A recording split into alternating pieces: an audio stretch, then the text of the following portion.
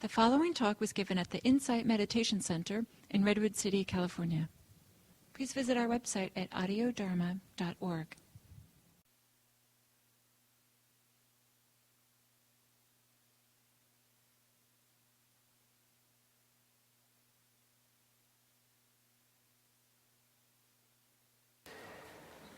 So when I was maybe 21 or 22, I lived on a small dairy farm. And during those 6 months, there was a period of time where the farmer and his wife went on vacation for a week and left me in charge of the farm and the cows. And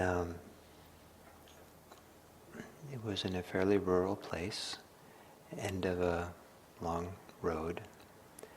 And during that week, I didn't leave, and I talked to no one. And one day in the distance, I saw a mail carrier walking up somehow in the distance, down the hill on the road. But that was the only person I saw. And it was the first time in my life where I had been alone for so long. And it was not intentional. It wasn't like I was planning to be alone. It was just like I was left to take care of the farm. And what happened during those 7 days is that as the days proceeded, I became, my senses became more acute.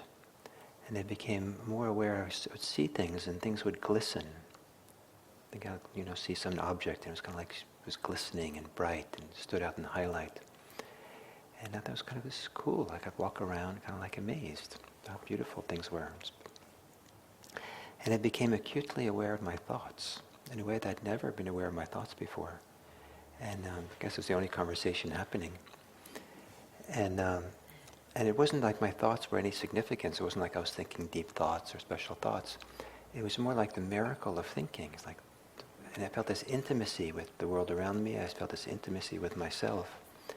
And it had a very impactful kind of way. It was impactful for me to have this. It felt very important. And it felt like a wonderful way of being in the world, this kind of intimacy and awareness and presence. And it was just, in retrospect, it was like just being present was enough. Just being here was just like so rich. So then, after those 7 days, the 2 farmers came back, and I was, they were friends of mine. It was nice to have them back, and we continued our life together. And but I noticed that intimacy and the acuteness of my senses and the acute kind of wonderful feeling of being connected to myself on the inside, it faded away. And I was involved in the conversations and concerns and social things, and things got busier and faster, and just kind of receded. And when I saw that it receded, then I knew that I had a task, and the task was to learn how to be alone with others, because I didn't want to go be a hermit. That was clear. The idea that this wasn't supposed to lessen that I should go live alone someplace and do that more. But I also felt like I had to honor what had happened to me, and so the task was, how can I be alone with others? So that's the wording I used for myself, and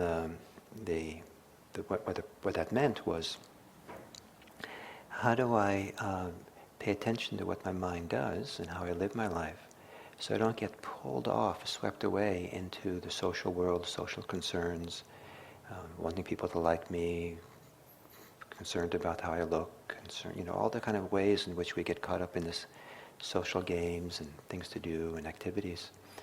And how could I not get caught in that, so that I could somehow stay in that kind of acute sensitivity, that wonderful sense of intimacy and presence that I had there. And in some ways, that having that question was behind part of the momentum that got me involved in Buddhist practice. One of the momentums, one of the kind of And it became one of the questions I carried with me for years, not to avoid the world, not to step away from the world, not to avoid it, but to be with it, but with a certain kind of presence, certain kind of peacefulness or ease, that that there was an intimacy or presence or connectedness inside and outside. And in the years that I did meditation practice, I learned a lot about that. Not only did I learn about it because I learned about what my mind does and what motivates me and the concerns I get caught up in, but equally important was by meditating regularly, I got a kind of a very strong first-hand experience or for visceral sense or feeling for what it's like to kind of be grounded here, to be centered here, to be present. And it's a growing sense of being here in an embodied way, and somehow, there's a ballast or there's a stability, a stillness that somehow lives inside, that grew over time. And that became kind of either sometimes just a memory, but a powerful memory but more often, more and more, it became a presence, something that was available here. I would lose in touch with it, but it became easier and easier to come back to it. And that sense of this inner steadiness or inner stability or inner stillness was a place from which I could have this being alone with others. And it wasn't being removed from others. Being alone with others didn't mean I was separate. It allowed for both an intimacy, because it had this intimate quality, this quality of acute sensitivity or acute senses operating, or just being here, like it was in that farm those days.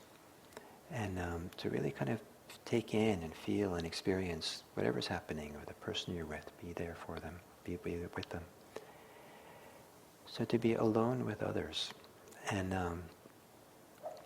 so one of the ways that translates for people doing meditation practice is that if you find some benefit from meditation, you're a little calmer, you're a little bit more settled, you're less agitated, you're a little more peaceful, you're a little bit more happier, all kinds of benefits you might get.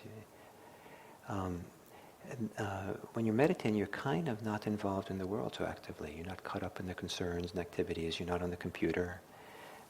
You're kind of just here in a way. And so one of the tasks then, if you'd like, is to consider how can you take some of those benefits, the calm that you have, the subtleness you might have, and how can you continue that? How can you have that in your daily life? You can use that as a reference point for a possibility that is possible in ordinary life, but it's so easy to get pulled into the other world of things and activities and what we're doing. And but what would it take? What can you stay in touch with? Is there something that's available here that's growing and developing as you meditate? That benefit becomes more of a felt sense that you can tap into and be a support.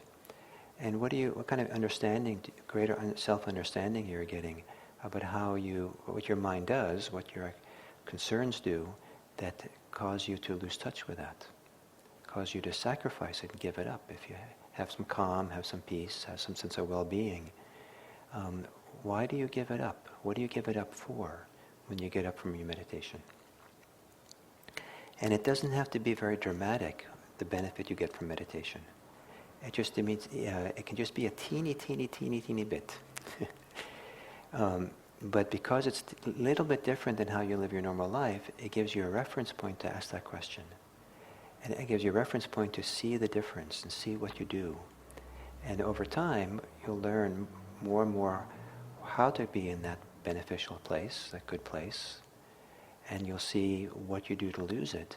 And you'll start making wiser choices about how to stay connected and grounded and present here, because maybe it feels richer or more valuable or just more wonderful to do this. And maybe your language, maybe it won't be your language to be alone with others.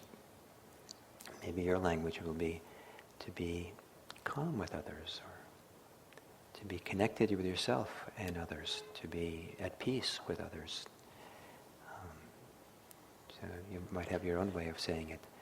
And what it was important for me in that kind of being alone with others was that it showed me that the practice is in the world also.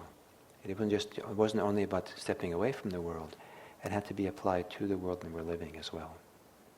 So for me, it's been so rich, going back and forth, and that interface, and that oscillation, that rhythm of practicing in meditation, being alone, practicing in daily life.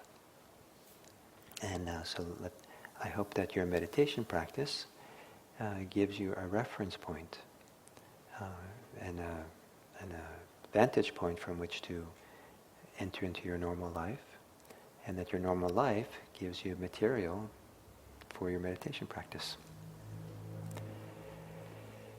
So thank you very much.